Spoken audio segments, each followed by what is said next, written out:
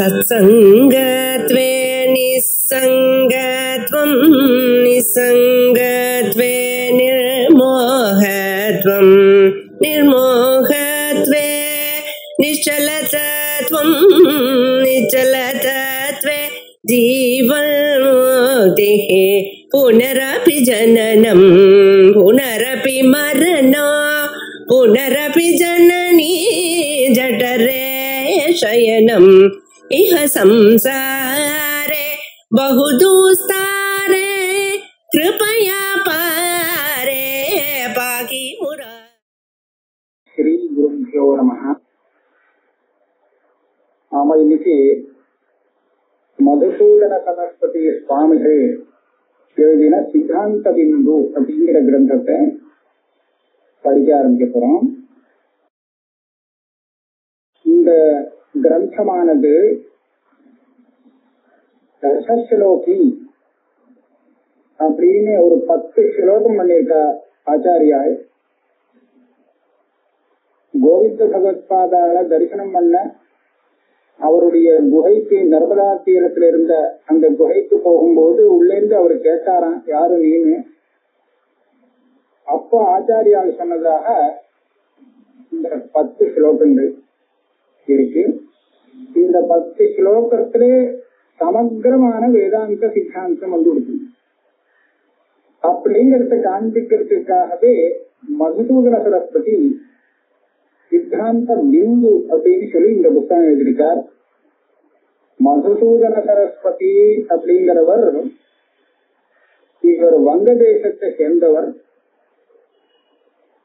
பெரிய தார்க்கிகர். தர்க்கசாஸ்திரத்திலே அவர் ரொம்ப பெரிய வித்வானா இருந்திருக்காருங்கிறது தெரிகிறது. வங்கதேசத்திலிருந்து இவர் காசிக்கு வந்தார்.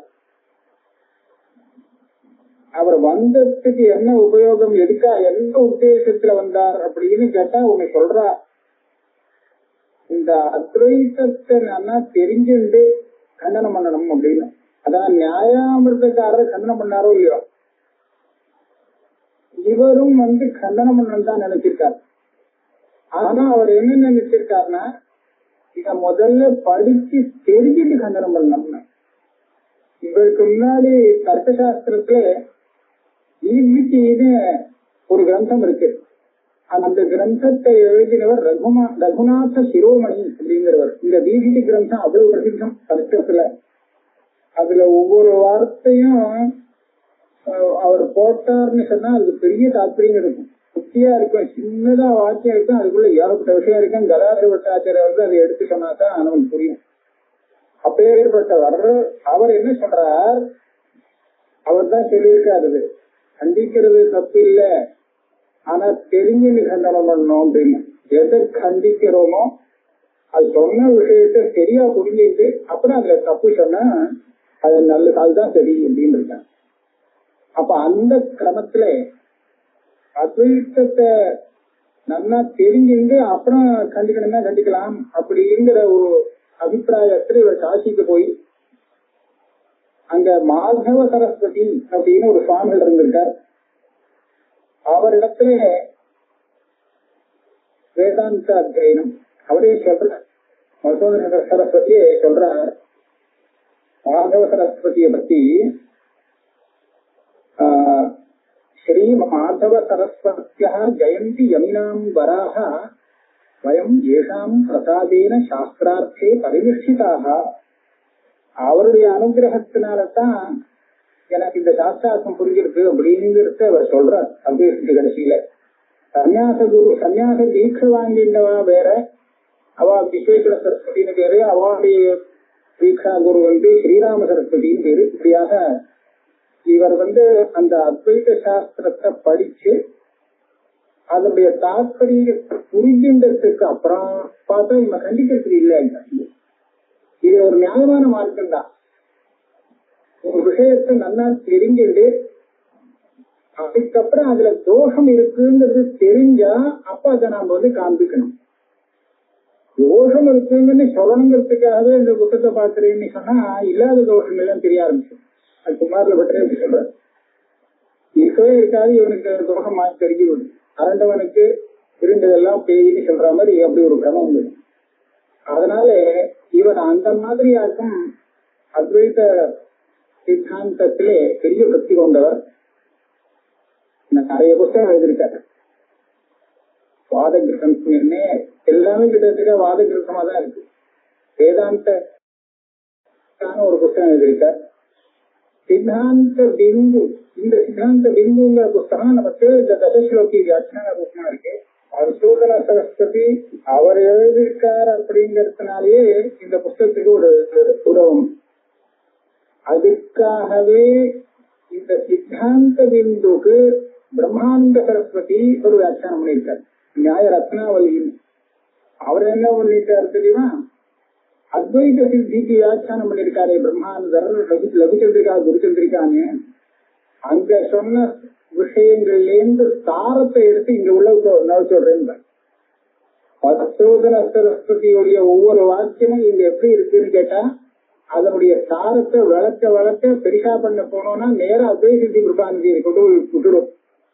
ஆக அது அப்படியே இங்க உள்ள வந்திருக்கு, சின்ன சுருக்கமான கிரந்தத்துல வந்திருக்கு. அதனால அவரு இதுக்கு வியாக்கியானம் பண்றத சொல்றார், நான் ஒரு விசித்திர ரச்சனாச்சாதி பிரம்மானந்தேன ரசித்தே அத்வைத சித்தி, அதற்கு அவரே பண்ணின வியாக்கியானங்கள் அதனுடைய சாரத்தை நான் இதுல உள்ள நுழைச்சு இந்த வியாக்கியானம் பண்றேன் அப்படிங்கறத சொல்றார். இப்பேற்பட்ட அவர் கீதை வியாக்கியானம் பண்ணியிருக்கார், நிறைய புத்தகம் எழுதியிருக்கார் மதுசூதன சரஸ்வதி. அப்பேற்பட்டவருடைய இந்த சித்தாந்த பிந்துங்கிற கிரந்தத்தை நம்ம இன்னைக்கு ஆரம்பிக்கிறோம். அதுல மங்கள ஸ்லோகம். ஸ்ரீ சங்கராச்சாரிய நவாவதாரம் விஸ்வேஸ்வரம் விஸ்வகுரும் பிரணம்ய வேதாந்த சாஸ்திர ஸ்ரவணாலசானாம் போதாய குருதே கமபி பிரயத்னம். ஸ்ரீ சங்கராச்சாரிய நவாவதாரம் விஸ்வேஸ்வரம் விஸ்வகுரும் பிரணம்ய. காசியில ஒரு இடத்துல இருந்து இந்த கிரந்தத்தை எழுதினார். அங்கேயே ஒரு காட்டு வேலை சொல்றான், அந்த காட்டுலதான் அவர் இருந்தார் ஒரு ஆசிரமத்துல. அங்கெல்லாம் நிறைய மசங்கள் இருக்குது. ஒரு மசத்துல ஒரு வாசம் பண்ணிட்டு இருந்தார், லிங்காஸ்தானம் பண்ணிட்டு. அங்கே இருந்ததுனால இவர் விஸ்வநாதரை நமஸ்காரம் பண்றார். விஸ்வேஸ்வரம் விஸ்வகுரும் பிரணம்ய. விஸ்வேஸ்வரன் அங்க சுவாமிக்கு பேரு, விஸ்வகுரும்னா ஜெகத்குரு. ஜெகத்குருவா இருக்கக்கூடிய அந்த பரமேஸ்வரனையும் நமஸ்காரம் பண்ணி அப்படிதான் அர்த்தம் கிடைக்கிறது. ஆனா இதே விஸ்வேஸ்வர சப்தத்துக்கு அவர் விஸ்வேஸ்வரன்னு ஏன் போட்டார், விஸ்வநாதன் கூட போடலாம். விஸ்வநாத மாதிரி வேற ஏதாவது சப்தம் கூட போடலாம், ஒன்னும் தப்பு இல்லை. ஆனா இவர் என்ன நினைக்கிறாருன்னு சொன்னா இங்க 2-3 விஷயத்த உள்ள கொண்டு வரணுங்கிறதுக்காக இந்த சப்தத்தை போடுறார்.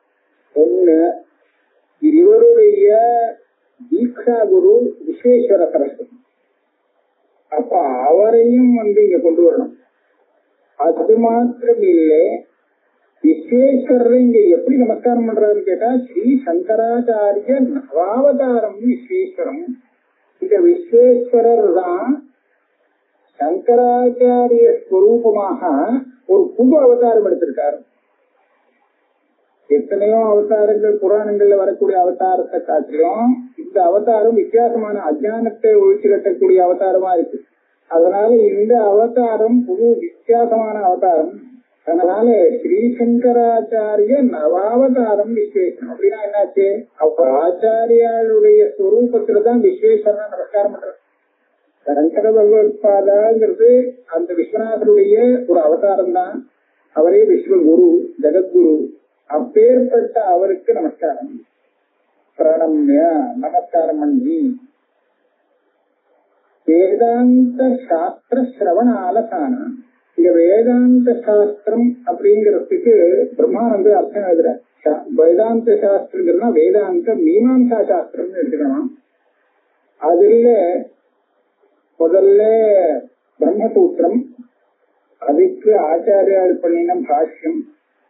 அந்த பாஷ்யத்துக்கு வாசஸ்பதி மிஸ்ர எழுதின அதுக்கு அமலானந்தர் எழுதின கல்பத்தொரு, அதுக்கு அப்பைய தீட்சித எழுதின பரிமளம். இந்த 5 புஸ்தகம்னு அர்த்தம் எழுதுற. வேதாந்த சாஸ்திரங்கிற சப்தத்தால இங்க எடுத்துக்கணும்னு. இதுதான் வேதாந்த சாஸ்திரம் நினைச்சுக்க கூடாது. ஆனா இந்த ஸ்லோகத்துல வேதாந்த சாஸ்திரம்னு சொல்லி எடுத்துட்டது இந்த 5. இது எல்லாம் சூத்திரம், பாஷ்யம், அது வியாக்கியானம், அதனுடைய வியாக்கியானம், அதனுடைய வியாக்கியானம் அப்படின்னு வந்திருக்கு.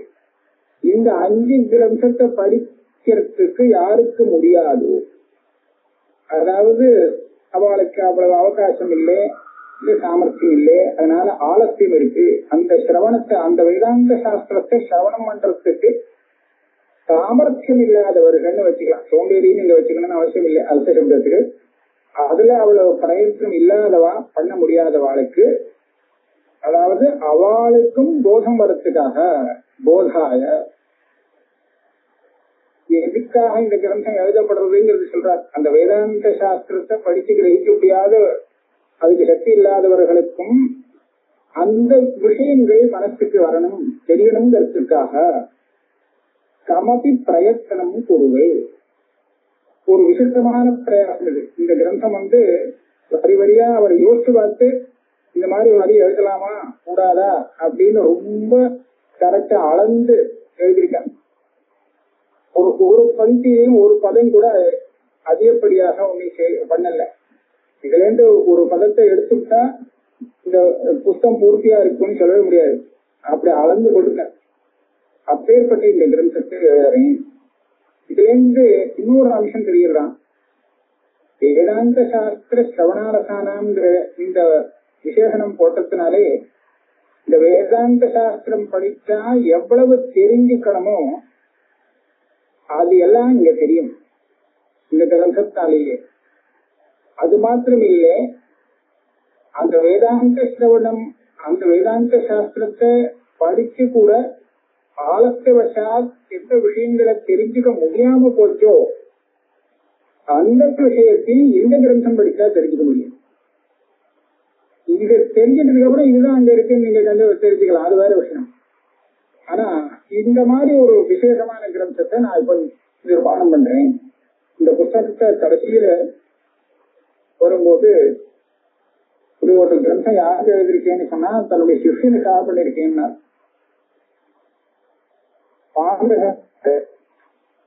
ஒரு பலபத்ரன்னு பேர்ல ஒரு பிரம்மச்சாரி சிஷியனா இருந்துட்டான். அவனுடைய பிரார்த்தனையின் பேர்ல இந்த சித்தாந்த பிந்துங்கிற கிரந்தத்தை எழுதுறேன்னு அவர் கடைசியில சொல்லிட்டார். பலபத்ரஸ்து கிருத்தே கிருத்தோ நிபந்தா. அவன் ரொம்ப சாஸ்திரம் பண்ணானா, பகுயாச்சனையான்னு வேற போட்டான். நித்தியம் எச்சரிச்சுட்டே இருந்தானா, எனக்கா ஒரு புத்தகம் எழுதப்படாதான் வேதாந்தம் புரியறதுக்கு. அதுக்காக தான் இந்த புத்தகம் எழுதுறேன்னு கடைசியில கிரந்தத்துல சொல்றார். ஆக நாம மங்கள ஸ்லோகத்தை முடிச்சாச்சு. இவங்க உள்ள பிரவேசம் பண்றோம். சாட்சாத் பரம்பரையாவா சர்வான் ஜீவான் சமுத்திசீருஷு பகவான் ஸ்ரீசங்கரः அநாத்மப்யோ விவேகேன ஆத்மானம் நித்திய சுத்த புத்த முக்த ஸ்வபாவம் சங்கேபேண போதயித்தும் தசஸ்லோகியம் பிரணிநாய. சங்கர பகவத்பாதா தசஸ்லோகியை எதுக்காக பண்ணினார், அப்படி பிரணயனம் பண்ணினார் அப்படிங்கறது இங்க எப்படி அவதாரிக்க வைக்கிறார். இஹகலு அப்படிங்கறத விட்டுடுக்கோ, இது ஒரு வாக்கிய அலங்காரத்துல வரும். சாட்சாத் பரம்பரையாவா சர்வான் ஜீவான் சமுத்தி சீருஷு. இது சங்கர பகவத்பாதாளுக்கு விசேஷம். எல்லா ஜீவர்களையும் சம்சார சாகரத்திலிருந்து உத்தாரம் பண்ணணும் அப்படிங்கிற அபிப்பிராயம் கொண்டவன் ஆச்சாரியர். இந்த சமுத்தி சீருஷு ஏஷாமகம் சமுத்தர்த்தா. அதனால சமுத்தரணம் பண்ணணும். இந்த சம்சார சாகரத்திலிருந்து இவாளை வெளியில கொண்டு வரணும் அப்படின்னு நினைச்சுட்டார். யார? சர்வான் ஜீவான், சர்வ ஜீவர்களையும் மேல கொண்டு வரணும் அப்படின்னு நினைச்சா அதுக்காக தசஸ்லோகி பண்ணினா முடியுமோ? இந்த காரிய உத்தேசம் பூர்த்தி ஆகுமோ? தசஸ்லோகியான இந்த ஸ்லோகத்தை படிச்சு யாருனால புரிஞ்சுக்க முடியுமோ அவளுக்கு வேணும்னா இதனால உத்தாரம் ஏற்படலாம். ஆனா தசஸ்லோகி படிச்சாலும் புரிஞ்சிக்க முடியாத ஜந்துக்கள்லாம் இல்லையா இருக்கே. மனுஷன் புரிஞ்சிக்கக்கூடிய சக்தி யோகியத்தை இருந்தாலும் புரிஞ்சிக்க முடியாதவாள்லாம் இருக்கா. மனுஷ ஜென்மாவை தவிர்த்து வேற எத்தனையோ யோனிகள் இருக்கு, எதுக்குமே தசஸ்லோகி சொன்னா புரியாது. அப்போ சர்வான் ஜீவான் சமுத்தி சீர்ஷுன்னு சொல்லலாமான்னு கேட்கலாம். அப்படி இல்லையே, ஏதோ சில ஜீவன்களுக்கு தான் அவரை உத்தாரம் பண்ணோம், தசஸ்லோகிய படிச்சா அல்லது போதிச்சா புரிஞ்சுக்கக்கூடிய சக்தி உள்ளவர்களை தான் சமுத்தாரம் பண்ணணும்னு நினைக்கிறாருன்னு சொன்னா அப்ப ஜெகத்குருத்துவம் சரியா வராது. விஸ்வகுரும் பிரணம்யா சர்வான் ஜீவான், எல்லா ஜீவர்களும் அவருடைய உத்தரண இச்சையில அந்த இச்சைக்கு விஷயமாகணும், அப்பதான் ஜெகத்குருத்துவம் வரும். அதனால மசூதன சரஸ்வதி சுவாமிகள் சர்வான் ஜீவான்னு போட்டார். ஒரு ஜீவன் கூட அவருடைய உத்தாரமாகணுங்கிற இச்சையில, எல்லா பிராணிகளும் உத்தாரத்தை அடையணும் அப்படிங்கிற இச்சையில குறவே இல்லை, எல்லாமே விஷயம். ஆனா தசஸ்லோகி பிரணயனத்துக்கு அது எல்லாம் விஷயம் ஆகுமா அப்படின்னு கேட்டா அதுக்குதான் சொல்ற சாட்சாத் பரம்பரையாவா. அந்தக்காரர் ஆசைப்பட்டுட்டார் அத்தனை ஜீவனுகளும் உத்தாரத்தை அடையட்டும் அப்படின்னு நான் பண்ணதை வச்சுட்டேன், இதே ஜென்மாவில உத்தாரம் அடையட்டும்னு சொல்லலையோ. எல்லாருக்கும் உத்தாரம் வரணுங்கிறது தானே, எல்லா ஜீவனுக்களுக்கும் சத்கதி ஏற்படணும், மோட்சம் வரணும் அப்படிங்கிற ஆசை இருக்கு. ஆனா அது எந்த ஜென்மாவில இருக்கோ, எந்த யோனிய பிறந்திருக்கோ அதே அப்படியே அங்கங்கேயே மோட்சத்தை அடையணும் அப்படின்னு ஒண்ணு சொல்லல, அந்த ஆசைக்கு உரியமா இல்லை. அதனால மற்ற யோனிகள்ல பிறந்தவாளா இருந்தாலும் கூட அவ கிரமமாக இந்த இந்த தசஸ்லோகி கிரந்தத்துடைய அர்த்தத்தை தெரிஞ்சுக்கிறதுக்கு யோக்கியமான ஒரு ஜென்மாவை எடுத்து அதுல இந்த தசஸ்லோகியை படிச்சு அர்த்தத்தை தெரிஞ்சுட்டு மேற்கொண்டு இந்த மோட்சத்தை அடையலாம் அப்படிங்கிற அபிப்பிராயத்துல எல்லா ஜீவன்களையும் குறவு இல்லாம எல்லாரையும் லட்சியமா வச்சுன்னு சொல்லிட்டார். சாட்சாத் பரம்பரையாவா சர்வான் ஜீவான் சமுத்தி தீர்ஷு பகவான் ஸ்ரீ சங்கரஹா, சங்கர பகவத்பாதார். இந்த கிரந்தத்துல என்ன விஷயம், எதை தெரிஞ்சிருந்தால் உத்தாரம் ஏற்படுமோ அதுதான் விஷயம்.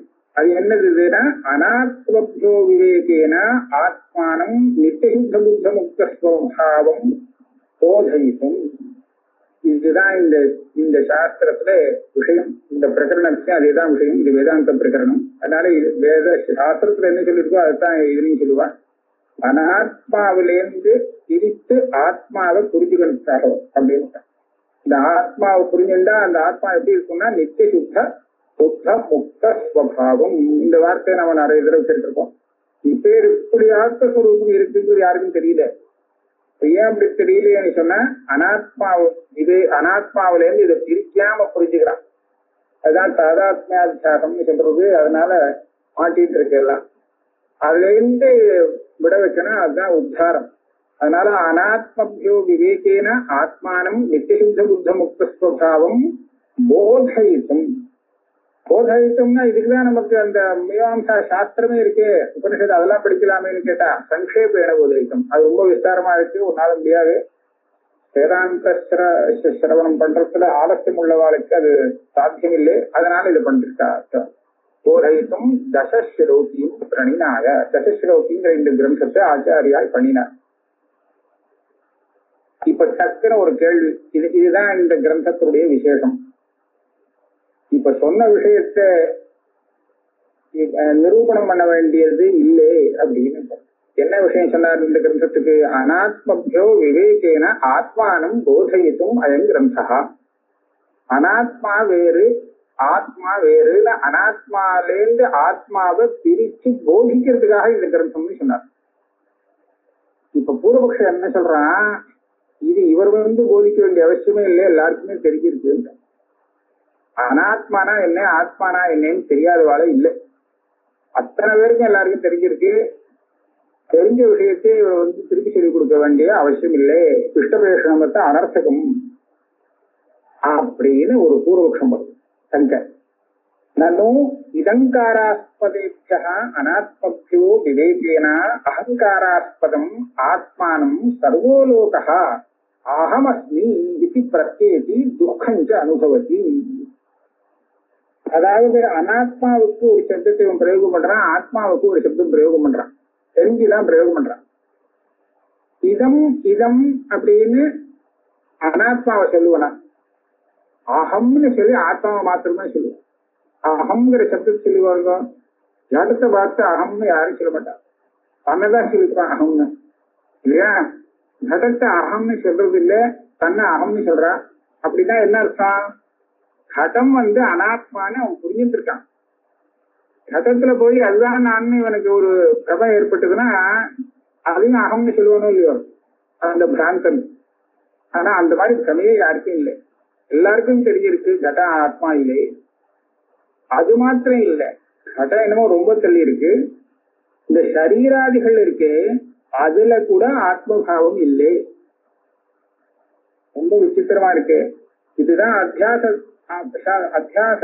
பாஷ்யத்துல முதல்ல ஆரம்பிச்சதே விஷயம் இதுதான். அத்தியாச பாஷ்யத்துல பாஷ்யக்காரர் அந்த சாஸ்திரத்தை ஆரம்பிக்கிறதுக்கு வேண்டிய விஷய பிரயோஜனம் சித்தமாகறதுக்கு அத்தியாசம் தேவைப்படுறதுங்கிறதுனாலே அந்த அத்தியாசத்தை நிரூபணம் பண்ணும் போது இந்த அத்தியாசம் வர முடியாது அப்படின்னு ஆட்சேபத்தை பண்ணிட்டு, ஆமாம் நீ சொன்னது கரெக்ட், ஆனா வந்திருக்கு பாரு, வந்திருக்குன்னு சொன்னா அதுக்கு உண்டான காரணம் இல்லாம வர முடியாது, காரணம் இருக்கு அதனால வருது, நீ சொன்ன யுக்திகள் அதுக்கு தகுந்தா போல மாத்திக்கணும் அப்படின்னு. அப்ப அதே மாதிரிதான் இங்கேயும் எல்லாருக்கும் ஆத்மா வேற அனாத்மா வேறன்னு தெரிஞ்சே இருக்கு. அது பெருசா சொல்ல வேண்டிய அவசியம் இல்லை. இப்ப என்னாச்சு, இடங்காராஸ்பதேபியா அனாத்மபியா இதம் இதுன்னு எதை நம்ம சொல்றோமோ அது எல்லாம் ஆத்மா இல்லை, அதைத்தான் இதுன்னு சொல்லுவோம். அகம்னு எதை சொல்றோமோ அது அகங்காராஸ்பதம், அகம் அப்படின்னு தெரியக்கூடியது, அது ஆத்மா. இதை எல்லாருக்குமே இந்த விஷயம் தெரியும். சர்வோலோகா அகமஸ்மி பிரத்யேகி, நான் இருக்கிறேன் அப்படின்னு தெரியாத யாராவது இருக்காளோ? எல்லாருக்கும் தெரிஞ்சிருக்கோம் நான் இருக்கேங்கிறது. தான் அவளுக்கு தெரியும் இருக்காரா இல்லையான்னு, தான் இருக்கிறது. அதனால இந்த ஆத்ம ஞானம் எல்லாருக்கும் இருக்கு. என்ன அந்த ஆத்ம ஞானம் தானே உங்களுக்கு இந்த சம்சார சாகரத்திலேருந்து உத்தாரம் பண்றதுக்கு சாதனம்னு இஷ்டம். இந்த ஆத்ம ஞானத்தை கொடுத்து நீங்க உத்தாரம் பண்ணி விடுறேங்கிறது. என்ன உத்தாரம் பண்றது? இந்த ஆத்ம ஞானம் எல்லாருக்கும் இருக்கு. துக்கஞ்ச அனுபவத்தி கூடவே துக்கம் இருந்துருக்கு. ஆத்ம ஞானத்தோடு கூட துக்கமும் இருந்துட்டே இருக்கு. அப்ப இந்த ஆத்ம ஞானம் துக்கத்தை போக்கலைங்கிறது தானே வாஸ்தவம். ஆத்ம ஞானம் துக்கத்தை போக்கக்கூடிய ஒரு சாதனமா இருக்குமானால் எல்லாருக்கும் இருக்கக்கூடிய இந்த ஆத்ம ஞானத்தோடு துக்கம் கூட இருக்கலாமோ? துக்கம் நிவர்த்தகத்தோட சேர்ந்து நிவர்த்தியம் எங்க எடுக்க முடியுமா? ஆனா இருக்கு. அப்ப அதே என்ன தெரியுது, ஆத்ம ஞானம் துக்க நிவர்த்திக்கு ஹேது இல்லை. ஆக இதனால ஒன்றும் பிரயோஜனம் இல்லை. இந்த ஆத்ம ஞானத்தால பிரயோஜனம் கிடையாது. ஏன்னா ஞாத ஞாபகத்வா நிஷ்பிரயோஜனத்வாச்ச ஆத்மதத்துவ பிரதிபாதனம் தெரிஞ்சதே திருப்பி சொன்னாக்க என்ன பிரயோஜனம்? தெரிஞ்சதே சொல்லக்கூடாது, தெரியாத சொல்லணும். உபதேசம் அதாவது ஒரு விஷயத்தை நமக்கு சொல்லிக் கொடுக்கணும் அப்படின்னு சொன்னா தெரியாத விஷயத்தை தான் சொல்லிக் கொடுக்கணும். இது அப்படி இல்லை. ஆத்ம தத்துவங்கிறது தெரிஞ்சே இருக்கு, அதனால ஞாபக ஞாபகம் ஆயிடுச்சு. ஒண்ணு இன்னும் ஒண்ணு, இது சொல்லிக் கொடுத்த ஆத்மஸ்வரூபத்தை தெரிஞ்சிருந்தாலும் ஒன்னும் பிரயோஜனம் தெரியல. அதாவது துக்க நிவர்த்தி ஏற்படுறதா தெரியல. அதனால ஆத்ம தத்துவ பிரதிபாதனம் அர்த்தம். தசஸ்லோகின்னு ஆத்ம தத்துவத்தை பிரதிபாதனம் பண்றதுக்காக ஒரு 10 ஸ்லோகம் எழுதுறது இருக்கு, அது ஒன்றும் பிரயோஜனம் இல்லை. அர்த்தம் சொன்னா அப்ப அது எழுத வேண்டாம் தான் அர்த்தம். பிரயோஜனம் இல்லாத காரியத்தை செய்யக்கூடாது. லட்சணேன இதங்காராஸ்பதானாமபி தேசேந்திரிய மனசாம் பிரதிபாசதா அகங்காராஸ்பதத்வேன தத் அவிவேகாத். என்ன சொல்றார்? விவேகம் இருக்குன்னு சொன்னலாம். அனாத்மா வேறு ஆத்மா வேறுன்னு நன்னா விவேகம் இருக்கு. சர்வலோகங்களுக்கும் அதே மாதிரி இருக்கு, எல்லாருக்கும் தெரியுறதுன்னு சொன்னது இல்லேன்னு. தது அவிவேகா எப்படி? சில இதங்காரா இந்த கடபடங்கள்லாம் அனாத்மான்னு தெரிஞ்சிருக்கேன்னு சொன்னா அதை தெரிஞ்சிருக்கலாம். ஆனா தேகம், இந்திரியம், மனசு இது மூணும் நமக்கு வாஸ்தவமா அனாத்மாவில சேரணும். ஆனா இது ஆத்மாவில சேர்ந்துட்டு தெரியும், ஆத்மாவாக தெரியுது. இது அனாத்மாவில சேரணும்னு எதை வச்சு சொல்றேன் அப்படின்னு கேட்டா, அனாத்மாவுக்கு உண்டான லட்சணம் அதுல இருக்கு. அனாத்மாவுக்கு உண்டான லட்சணம் இருக்கிறதுனால அது அனாத்மான்னு தீர்மானம். ஆனா அது அனாத்மாவா தெரியல, ஆத்மாவா தெரிகின்றது. அப்படின்னா அந்த அனாத்மான்னு கண்டுபிடிக்கணும்னா அதோட லட்சணம் என்ன? சித்பாஸ்யத்துவேன லட்சணேன, சைத்தன்யத்தினாலே எது பாசிக்கிறதோ அது சித்பாஸ்யம். இது எப்படி கண்டுபிடிக்கிறது? அதாவது சைத்தன்யம் ஒண்ணு இருக்கும் இல்லையோ, இந்த சைத்தன்யமானது தானே பிரகாசிக்க கூடியது. சரியா? தானே எது பிரகாசிக்காதோ, இன்னொரு பிரகாசம் வந்தாதான் பிரகாசிக்குமோ, அது எல்லாம் சித்தாசியம்னு வச்சுக்கணும். ஞான ரூபம் பிரகாசம்னா சைத்தன்ய பிரகாசம், அதான் அது அதனாலதான் பாசிக்கப்படும். அப்ப என்னாச்சு? ஒரே லட்சணம் சித்தாசியத்துவம் அப்படிங்கிறது அனாத்மாவுக்கு லட்சணம். ஆத்மா சித்ஸ்வரூபமா இருக்கிறதுனாலே அது தானே பாசிக்குது. ஆனா அனாத்மா இது சைத்தன்யம் இல்லை, இது தானே பிரகாசிக்காது. அப்ப இது பிரகாசம் ஆகணும்னா அதுக்கு ஒரு சைத்தன்யம் வேணும். இப்ப இந்த தேகம், இந்திரியம், மனசு இது தானே தெரியுறதோ, இந்த சைதன்யத்தோட சம்பந்தப்பட்டாதான் தெரியும். எப்பவும் தெரியல, எப்பவும் அதுவும் சொப்பிரகாசமா தெரியறதா இருந்ததுன்னா எப்பவும் தெரியணும்.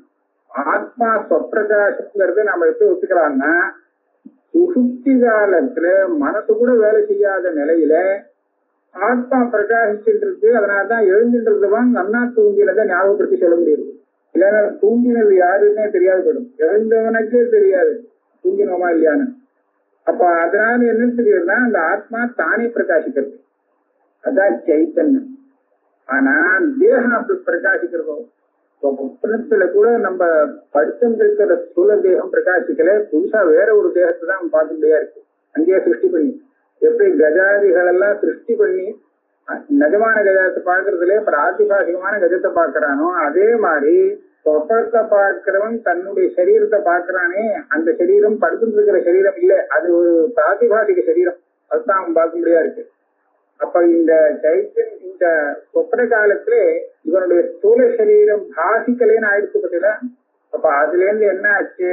அது தானா பாசிக்கக்கூடிய வஸ்து இல்லை, இது சைத்தன்யம் வந்தாதான் பாசிக்கும். அதனால சித்பாஸ்யத்துவம் லட்சணம் தேகத்துக்கு கிடைக்கிறது. இந்திரியங்களுக்கு தான் அதே மாதிரிதான். இந்த இந்திரியங்கள்லாம் வேலையே செய்யல சொப்பன காலத்துல. கண்ணு மூடி இருக்கு, அது மூடிட்டு இருக்கிற கண்ணை வச்சு பார்க்க முடியாது. ஆனா அங்க கண்ணத்துல இருந்து பாக்குற மாதிரி சொப்பனம் காண்றான். அப்படின்னா என்ன ஆச்சு? இதுகள்லாம் கூட சேத்தனம் இல்லை. எது? இந்திரியங்கள் சேத்தனமா இருந்ததுன்னா இது சொப்பிரகாசமா தெரியணும், தெரியவே இல்லை. அதனால தேகம் என்ன, இந்திரியம் என்ன, மனசு என்ன, இது எதுவுமே சொப்பிரகாசமா இல்லை. இது சைத்தன்யத்தால பிரகாசிக்கப்படுறது, சைத்தன்ய சம்பந்தம் வந்தா பிரகாசிக்கிறது, அது இல்லைன்னா இல்லை. அதனால இந்த லட்சணத்தை வச்சு பார்க்கும்போது தேகம், இந்திரியம், மனசு இது மூணுமே அனாத்மாவில சேரணும். ஆனா பிரதிபாசதா அகங்காராஸ்பதத்தின பாருங்க, முன்னாடி சொன்னது என்ன? சித்தாஸ்யத்வேன லக்ஷணேன இதங்காராஸ்பதான தேகேந்திரிய மனசாம் பிரதிபாசத. நமக்கு பிரதீதி எப்படி இருக்கு? அகங்காராஸ்பதத்வேன தது அவிவேகா. இந்த சரீரத்தை மனுஷ சரீரம், ஆனா நானே மனுஷன்னு தான் சொல்றா எல்லாரும். நீ மனுஷனா இல்லையான்னு கேட்டா ஆமாம், சந்தேகம் இல்லை அப்படின்னு சொல்ல முடியறதா இல்லையா? அப்ப என்ன ஆச்சு? இந்த தேகம் நமக்கு எப்படி தெரியுது? நானாக தெரியுது. தேகத்துதான் நான் சொல்றேன். நான் மனுஷன் அப்படின்னு சொல்றச்ச முக்காவாசி அவன் தேகத்தை நான்கறதுலதான் சேர்த்துக்கிறானே தவிர்த்து அதை கடபட்டம் மாதிரி ஒதுக்குறது இல்லை, அதாவது அனாத்மாவில சேர்த்து சொல்றது இல்லை. அதனால பிரதீதியில பார்க்கறதுக்கு ஸ்தூல தேகம் முதற்கொண்டு இந்திரியங்களும் சரி மனசும் சரி இது எல்லாமே ஆத்மாவாக தெரிகிறது, சுத்தி ரஜத்தமா தெரிகிறது சொன்ன மாதிரி எடுத்தது. அப்ப பிரதிபாசத்தா அகங்காராஸ்பதத்தினா நான் அப்படிங்கிற பிரதீதிக்கு விஷயமாகிறபடியாலே என்று சொல்லணும். ததா விவேகா. நீங்க ஏதோ விவேகேன எல்லாருக்கும் தெரிஞ்சிருக்கு ஆத்மான்னு சொல்றே, விவேகமே இல்லை. நீ கடபடத்தை பார்த்து வேணுமா விவேகம் சொல்லலாம், ஆனா தேக இந்திய மனோ விஷயத்துல விவேகமே கிடையாது, அவிவேகம் தான் இருக்கு. ஏனச்ச இந்த அவிவேகத்தினால என்ன ஆகுது பாருங்க, शुद्धे अपि आत्मनि दुःखित्वादि अभिमानम् ஆத்மா பரமசுத்தம். அதுல துக்கம் சோகம் மக்கள் ஒன்னும் இடமே இல்லை, அதோட சம்பந்தமே இல்லை. சோகம் மோகம் ஜராம் மிருத்தியும் இது எல்லாமே ஆத்மாவை சேராத வஸ்து. சரீரத்திலையும் அந்த கரணத்திலையும் பிராணன்லையும் இருக்கிற தர்மங்கள். துக்கித்துவம்னா அந்த கரணத்தை சேர்ந்த விஷயம். ஆனா இப்ப என்ன ஆச்சு, அந்த கரணத்தை ஆத்மான்னு நினைச்சுக்கிட்டான். ஆகையால இப்போ இந்த சுக துக்கங்கள்லாம் ஆத்மாவில இருக்க மாதிரி தெரியுது. சுத்தேவி ஆத்மா, வாஸ்தவமா ஆத்மா எப்படி இருக்குன்னா இந்த சுக துக்கம் அங்க வரவே இல்லை, அது பாட்டுக்கு சௌக்கியமா இருக்கு. அதுல துக்கித்துவம் இல்லவே இல்லை. ஆனா அந்த ஆத்மஸ்வரூபத்துல துக்கித்துவம் இவனுக்கு தெரியுது.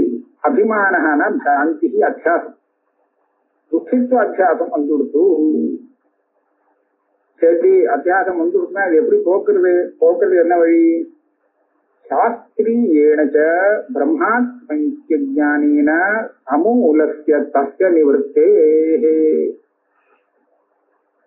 சாஸ்திரம், வேதாந்த சாஸ்திரம், அதனால வரக்கூடிய ஞானம் சாஸ்திரியம். அது என்ன விஷய ஞானம்? பிரம்மாத்மைக்கு ஞானம். வேதாந்த சாஸ்திரத்திலிருந்து வரக்கூடிய ஞானம் என்னன்னு கேட்டா பிரம்மாத்மைக்கு ஞானம் தான். அதுதான் அதுக்கு தாத்பரிய விஷயமான ஒரு ஞானம். இந்த ஞானம் வந்தா மூலத்தோடு அந்த அபிமானம் நிவர்த்தி ஆயிடும். கஷ்ட நிவர்த்தி இல்லைன்னா அப்பப்போ நிவர்த்தி ஆகும், மறுபடியும் வந்துடும். இப்ப தூக்கத்துல அபிமானம் நிவர்த்தி ஆயிடுச்சு, சோழ சரீரத்துல அபிமானம் இல்லை. சுசுப்தியில போச்சு சூப்பு சரீரத்திலும் அபிமானம் இல்லை. ஆனா மூச்சுட்டு உடனே திரும்பி வந்து விடுறது. ஏன்னா அதோட மூலம் இருந்துட்டே இருக்கு. எந்த மூலத்திலேருந்து அந்த அபிமானம் அத்தியாசங்கிறது பிறக்கிறதோ அந்த மூலம், அதுதான் பீஜம்னு சொல்றது, பீஜ சக்தி, மூல அஜ்ஞானம் சொல்றது. அந்த மூலம் இருந்துட்டே இருக்கு, அதெல்லாம் மறுபடியும் வந்து விடுறது. இப்ப மறுபடியும் வராதபடி நிவர்த்தி பண்ணோம்னா இந்த பிரம்மாத்மைக்கு ஞானம் அந்த காரியத்தை செஞ்சு கொடுக்குறது. அது என்ன பண்றது? சமூலத்தை பற்றி நிவர்த்தி. அத்தியாசத்தை மாத்திரம் நிவர்த்தி பண்ணல, அது எங்கேருந்து வருதோ அதே நிவர்த்தி பண்ணி, அந்த காரணத்தை மூலத்தை நிவர்த்தி பண்ணி கொடுக்கறது. சத்திய நிவர்த்தி. அப்ப என்னாச்சு, இந்த பிரம்மாத்மைக்கு ஞானம்னு சொன்னாரோ இல்லையோ, இதுதான் ஆத்ம தத்துவ ஞானம். இந்த ஆத்ம தத்துவ ஞானம் யாருக்கா இருக்கான்னு பாருங்க. அகம் மனுஷான்னு அவனுக்கு தெரிஞ்சிருக்கு, நான்கிறது தெரியும். ஆனா அகம் பிரம்மாஸ்மின்னு யாருக்காவது தெரிஞ்சிருக்கோ? தெரியல. அதனால இதுதான் உபனிஷத்திலிருந்து வரக்கூடிய ஞானம். இந்த ஞானம் ஒத்துருக்கும் இல்லை, அதை தெரிவிக்கிறதுக்காக தான் சாஸ்திரம். இப்ப ஜாத ஜாபகம்னு சொல்ல முடியாது பாருங்க. தஸ்மாத் அஜாத ஜாபகத்வா. உங்களுக்கு இருக்கிற ஆத்ம ஜானங்கிறது தேக இந்திரிய மனசு கலந்த ஆத்ம ஜானம், சுத்தமான ஆத்ம ஜானம் இல்லை. சுத்தமான ஆத்ம ஜானம் வந்தாதான் துக்கம் இல்லைன்னு சொல்ல முடியும், துக்க நிவர்த்தி ஏற்படும் இல்லையா? துக்கம் எதுல வருதோ அதையே ஆத்மான்னு நினைச்சுட்டாக்க அப்ப ஆத்மாவில் துக்கம் இருக்குன்னு தானே சொல்லுவான். துக்கம் எதுல இருக்கோ அது ஆத்மாவே இல்லைன்னு சொன்னா அப்ப அந்த விவேகம் வந்ததுன்னா அப்ப ஆத்மாவுக்கு துக்கம் இருக்காது. ஆகையாலே இவனுக்கு ஒன்றும் விவேகம் இல்லை. ஆறு இந்த பூர்வ விஷயத்தை கண்டிச்சுட்டார் அவர். பூர்வ விஷயம்னா எல்லாருக்குமே விவேகம் இருக்கு, ஆத்மாவுக்கு விவேகம் தெரியுது, அதெல்லாம் ஒன்றும் தெரியல. அதனால சாஸ்திரம் ஜாத ஜாபகம் இல்லை, அஜாத ஜாபகம், தெரியாத ஆத்மஸ்வரூபத்தை தான் உங்களுக்கு போதிக்கிறது. சப்பிரயோஜனத்வாச்சு, அது பிரயோஜனம் உள்ளதாக இருக்கு. இந்த ஆத்ம ஞானம் தான் துக்க நிவர்த்தி ஆயிடும். அதனால ஆத்ம தத்துவ பிரதிபாதனம் ந வியர்த்தம்.